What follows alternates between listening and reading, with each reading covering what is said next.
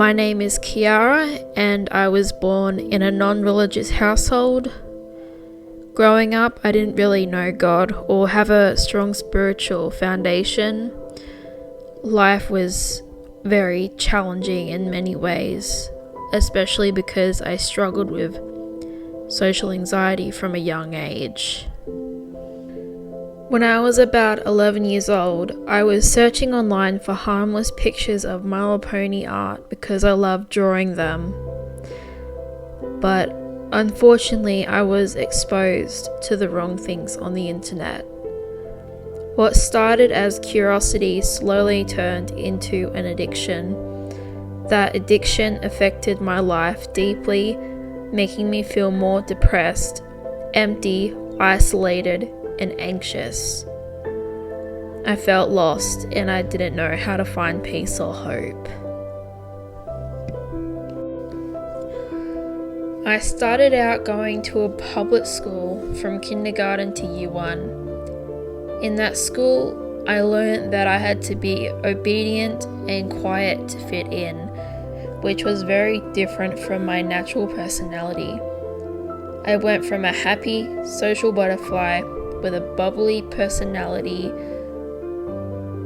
to feeling unhappy, shy, and withdrawn. My grandparents noticed how unhappy I was, and they encouraged my parents to send me to a Catholic school or a Christian school instead, hoping it would be a better environment for me. So my parents asked me if I wanted to go to a Catholic school where one of my friends had transferred to, or a Christian school that our neighbour's granddaughter, who was older than me, attended. I chose the Christian school. That decision was one of the first steps God used to start drawing me closer to Him, even though I didn't realise it at the time. In the Christian school, I was introduced to the Bible and began learning about Jesus. It wasn't an overnight change, but something in me started to shift. Even though I was attending a Christian school, I didn't really know who God was. I was hearing about Him in class and chapel, but it all felt distant to me, like stories I couldn't quite connect with. I believed in God in some way, but I didn't understand what it meant to truly know Him or have a relationship with Him. Looking back, I can see that God was planting seeds in my heart during that time, even if I didn't recognize it yet. Even at the Christian school, I still struggled to make friends. But in year 6, a girl named Phoenix welcomed me into her friend group, and that small act of kindness meant a lot to me. Around the same time, my teacher showed us a video about the Red Sea crossing. It showed footage of Egyptian chariots and human and horse bones under the Red Sea. Something about that stuck with me. I didn't know it then, but seeds were being planted. In year 7, I was separated from my old friends and met a girl named Jada. She didn't have any good friends either, so I invited her into our friend group. It turned out she was a Christian, and one day she gifted me a pink NLT Bible. At the time, I was battling depression, social anxiety, and an addiction I had been carrying since I was 11. I felt hopeless and spiritually empty. One day, I went out to the backyard, sat on a tree stump, and just cried out to God. I didn't know how to pray properly. I just told Him I needed help. Unfortunately, my mum saw me crying and thought I was being dramatic. I tried to explain, but she didn't understand. I felt even more crushed. Later, after lunch, I walked into the lounge room and sat down. and fidgeted a toy with my foot, thinking, did God listen? Does God exist? Does he even care? Then my mum put a movie on to cheer me up. The movie is called The Help, and somehow, that whole movie, it felt like God was speaking to me gently. That night, I went to bed with a heavy heart, but when I woke up the next morning, I felt a joy I had never experienced before. It was like light broke through the darkness. As I looked into the bathroom mirror, I heard a quiet voice in my heart saying, "You are beautiful." The horrible thoughts, the voices that used to haunt me were just gone.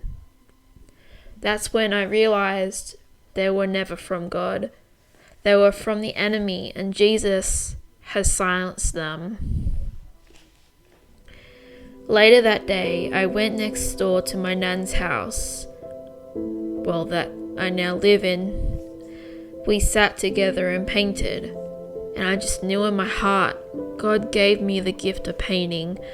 I had prayed for confidence, and he gave it to me. But he also gave me something even more special, a purpose, a gift, and a relationship with him. After that encounter with God, I started reading the pink Bible Jada gave me. Little by little, I began to understand who Jesus was and who God really is. It wasn't just stories anymore. It became personal. I couldn't stop painting and drawing. It became a passion that overflowed from the joy he gave to me. But my transformation confused my family. They noticed how much I'd changed, and they didn't understand it and wasn't supportive of it. My dad especially was really unsure. At one point he even threatened to burn my Bible, but thankfully he didn't. He's not a bad father, he just didn't understand what was happening to me. He probably thought, what happened to my daughter? Who brainwashed my daughter? But I knew in my heart that this change wasn't from religion, it was from Jesus. Despite the discouragement, I didn't let go of my faith. In fact, it only grew stronger. God gave me a boldness I didn't have before. Boldness to believe, to keep going, and to know I was never alone. A few years after my faith started growing, the pressure of being in a family that didn't understand what was happening to me began to take a toll on me. The constant stress, spiritual battle, and loneliness eventually led to a breaking point, and I experienced a psychosis episode. I was admitted into a psych ward called Nexus, and it shook my whole family. It was one of the hardest things I've ever gone through. But even in that dark place, God never left me. In fact, he used my experience to start softening my family's hearts. They began to see that my faith wasn't just some phase. It was something real to me. My first morning in the psych ward, I met a girl named Talisha. She was younger than me, and we connected quickly. My dad came to visit and sat with us at the table where we'd eat meals and do activities. I remember something unexpected happened. He looked at both of us and told us to take care of each other. It was surprising, especially because the night before I was in a full psychosis episode, and he had pulled my ear out of frustration. He thought I was being stubborn in my faith, but now, just hours later, there was this glimpse of tenderness. It was like God was already beginning to soften his heart. That small moment gave me hope that even though I was in a hospital and everything felt broken, God was still working. This moment shows how God can begin healing relationships even in the most unexpected ways. During my time in the psych ward, God gave me a friend who felt like a piece of my own heart and soul. Her name is Talisha. She was younger than me and we connected instantly. From the moment we met, we were inseparable. It felt like she was my soulmate. We would draw together with chalk on the pavement, make art, play board games. Whatever we did it together. I don't even remember all the details of our days, but I remember how it felt safe, joyful, and full of comfort in a place that could have been filled with fear and loneliness. God gave me Talisha. She was like the way of saying, I see you, I'm still here. Also, on our first day together, we discovered a PlayStation in the common room and I taught her how to play Minecraft. We'd laugh and explore the game world together, and from that moment on, we did everything side by side. We drew the chalk on the pavement and made art, played board games, and whatever we could do, we did it together. One of my favorite memories was playing in the sensory room. We found these boards with wheels and we would ride them down the corridors, giggling like little children, even though we were in a place where people go to heal from deep pain. God allowed us to find joy, freedom, and childlike wonder again. It was like He was gently reminding me, even here I'm with you, I see you, and I'm giving you moments of light in the darkness. Our time together only lasted 2 weeks, but the friendship Talisha and I shared was one of the most meaningful I've ever had. It ended suddenly and painfully. Talisha's relationship with her mother was difficult. I could see how hurt she was, and I stood up for her once. I could tell her mum didn't like that. One day, Talisha told me we had to hide in the bushes, in the courtyard, the same place we had drawn with chalk and laughed like little kids. She said they were going to take her away, so I hid with her because I was scared too, and I just wanted to protect her. Security and nurses came looking for us. She shook her head, begging me to not leave the bushes, but I crawled out to try and explain. I saw right through them what was happening. They were trying to distract me, even using art so they could separate us.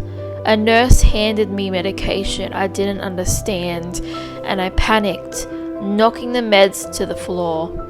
Eventually, a male nurse convinced her to come out of the bushes.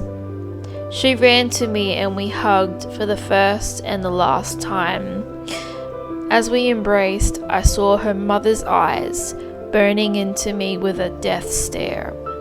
Then she was gone. Just like that, Talisha was taken from the ward and I was alone. When they took Talisha through the exit door, I panicked. I ran to the door, banged on it, and cried out, "Jesus, open the door!" But it didn't open. I didn't understand. Why wouldn't He open it? Why would He let her be taken away? In my desperation, I ran up and down the hallways, trying to find an exit, trying to escape, trying to undo what just happened. Nurses chased after me. I was afraid. I wasn't trying to hurt anyone. I just wanted them to back off. So I raised my fists to scare them. It didn't work.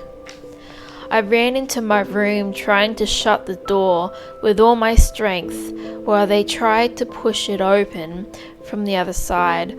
I wasn't strong enough. They got in. I ran to the far side of the room, but they caught me. They pinned me to the bed, and I struggled, and I fought with everything I had. Then they pulled my shorts down slightly and injected a sedative into me. As I faded into sleep, terrified and broken, the only words that left from my lips were Jesus, Jesus, Jesus. Even when I didn't understand it, even when it hurt, even when it hurted, even when everything felt out of control, I still called on him. I still miss Talisha to this day. I don't even remember what she even looked like, but I remember how she made me feel. I remember our laughter, our chalk drawings, our games, and how we rode down the corridors on wheelboards like little kids set free. I remember the way she held onto me when we hugged that one last time. Even though her face has faded from my memory, the part of her she left in me, my heart, hasn't. She was a gift from God in a moment when I was needed someone most. And though our time was short, she showed me what it even means to love fiercely, protect the vulnerable, and to be seen, even just for a moment. Her memory lives in the pages of my story. I'll always carry her with me. When I woke up, my dad was there beside me. I told him everything that had happened. That moment of honesty opened my eyes. I realized that the voices I had been hearing were lies. There was a clarity I hadn't felt in a long time, and I believe it was the beginning of my healing. From that day on, my dad stayed by my side. He even slept in the same hospital room with me for the rest of my stay. The man who once threatened to burn my Bible was now the one watching over me while I rested. God was not only healing me, but also softening my dad's heart in ways I couldn't have imagined. I spent 2 months in the hospital, and eventually I was released and returned home, but I wasn't the same. I was changed, not just by the pain, but by the grace of God who stayed with me through all of it. After Talisha left, I was told why she had been admitted to the hospital. She had been struggling at home and called the police for help. That's how she ended up in the ward 3 days before I arrived. When she was taken away, I learned she was being placed into the foster care system. My heart broke all over again. I understood now why she was so afraid, why she clung to our friendship, and why we both hid in the bushes together. It wasn't just about staying in the ward, it was about holding on to me, one person who made her feel safe, the only one who truly cared. Even though she was taken away, I believe God placed us together for a reason, so she could hear about the gospel of Christ, to let her know she isn't alone, that God will be with her while I'm gone. I just pray she's in a better place and have good friends to keep her company. We were each other's shelter. We may have only had 2 weeks, but that bond lives on inside me. I still pray for her. I still carry her in my heart. When I came home from the ward, I found out my dad had finished building my room. The money he used for it was the money that had been set aside for a school excursion to America to visit NASA. It was a trip I was so excited for, but had missed it because of the psychosis and my stay in the hospital. I remember listening to the other kids at school talking about the trip, sharing how their stories and experiences. I felt disappointed, like something had been taken from me. But then I looked at the room my dad had built. It was his way of saying, I'm here, I care, I'm trying. I didn't get to go to NASA, but I received something else, restoration in my family, and a space that was made with love. God was still writing my story even through the loss. After coming home, God began to heal more than my heart. He started clearing up the spiritual confusion I had carried. When I was in the hospital, I had scribbled in the book of Revelation in the pink Bible Jada gave me. At the time, it made sense to me, but looking back, it was all confusion. I now know that the voices I heard were not angels, they were demons, sent by the enemy to twist and torment. Then suddenly, God led me to a YouTube video by AOC Network that helped me understand the truth about the two witnesses in Revelation. It was like a light turned on. What once caused fear and chaos began to make sense in the way God intended. He was showing me that His truth brings peace, not confusion. That moment changed everything. I began to trust the Holy Spirit more deeply, knowing that He leads us into all truth. God wasn't angry with me for the confusion. I believe He was just waiting to gently guide me out of it. I don't remember everything that happened in the years that followed. It's like those years were a blur, but in the best way. What I do remember is that God was revealing Himself to me more and more through the Bible, through prayer, through little things like paintings or moments of peace. He kept drawing me closer. It wasn't always dramatic or clear. Sometimes it felt like just taking one step at a time, learning to hear His voice, not the voices of fear, but the voice of truth and love. Even when I couldn't see it, He was growing my faith. I was no longer the girl crying in the backyard, wondering if God even existed. I knew He was real because I had lived it. There came a time when I was just done. I hadn't slept for 3 days, and the voices came back and were loud, tormenting me, mocking me, playing annoying music over and over in my head.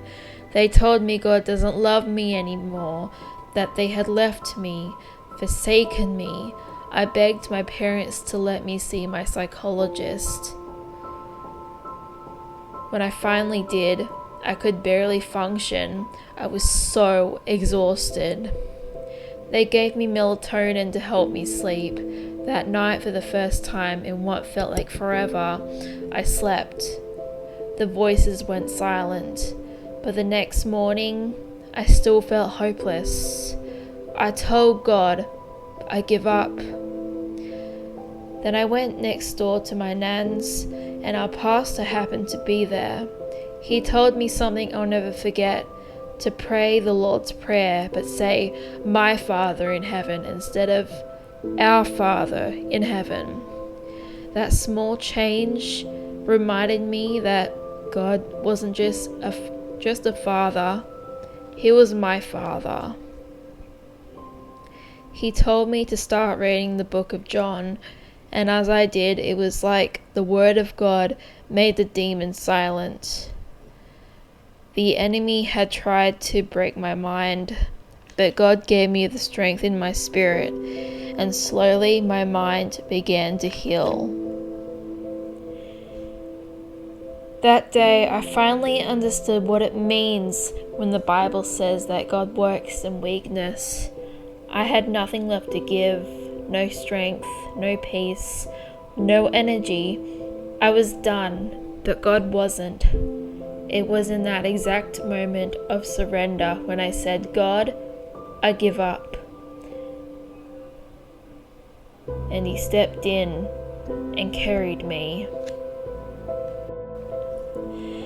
It wasn't my strength that pulled me through, it was His. The voices that tormented me couldn't stand against His word. The emptiness was filled by the truth in the Gospel of John. What was broken in my mind, He held in His hands until healing came. And what I learned is this: His strength is made perfect in weakness. 2 Corinthians chapter 12 verse 9. When I had nothing, He gave me everything. Not long after, I had returned to the same hospital where I'd fallen into psychosis. This time it was for medication changes. I was there for 2 months, and by God's grace, the new treatment worked. The voices were silenced completely. I never heard them again. That was the start of true healing. Day by day, I felt my mind begin to clear, my heart begin to rest, and my soul begin to breathe again. I finally felt peace. Deep, lasting peace. And I know without a doubt, God was there through it all. He was there. This was the beginning of my testimony, not the end, but the start of a new life, one built not on fear or brokenness, but on the love and power of Jesus Christ. I'm still walking this journey, but now I walk with confidence, knowing who goes before me and who lives within me. Thank you for listening.